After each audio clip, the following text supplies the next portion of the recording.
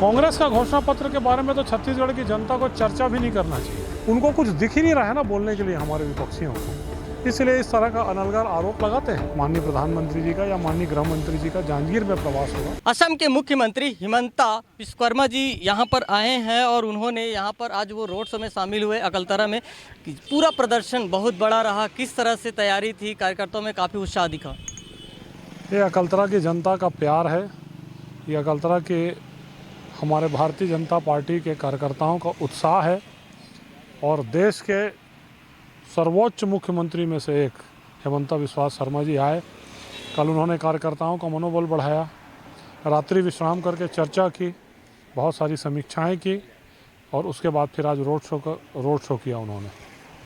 अभी घोषणा पत्र आया है, कांग्रेस के बाद भाजपा दोनों का घोषणा पत्र आया है। किस तरह से देखते हैं आप दोनों के घोषणा पत्र के समीकरण? कांग्रेस का घोषणा पत्र तो किसी चीज़ के लायक नहीं है, क्योंकि वो तो झूठ का पुलिंदा है। पिछली बार जन घोषणा पत्र लाया था, वो भी झूठ का पुलिंदा था, एक भी चीज़ उसमें पूरी नहीं की और इस बार उसी को फिर कॉपी पेस्ट मार दिया है। अब वो लोग तो महादेव ऐप में के ही चक्कर में फंस गए।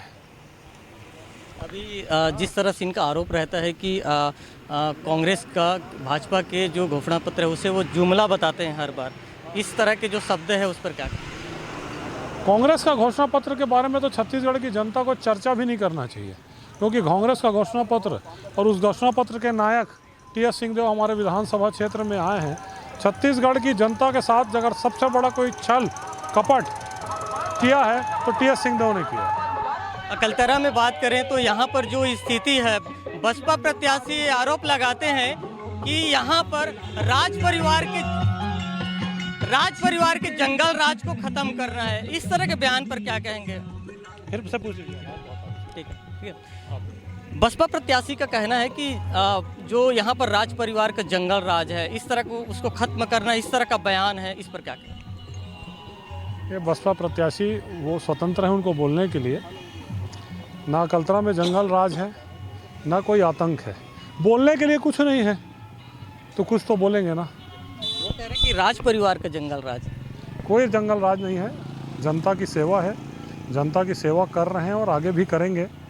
कोई आतंक नहीं है, उनको कुछ दिख ही नहीं रहा है ना बोलने के लिए हमारे विपक्षियों को, इसलिए इस तरह का अनलगार आरोप लगाते हैं और प्रजातंत्र में चलता रहता है।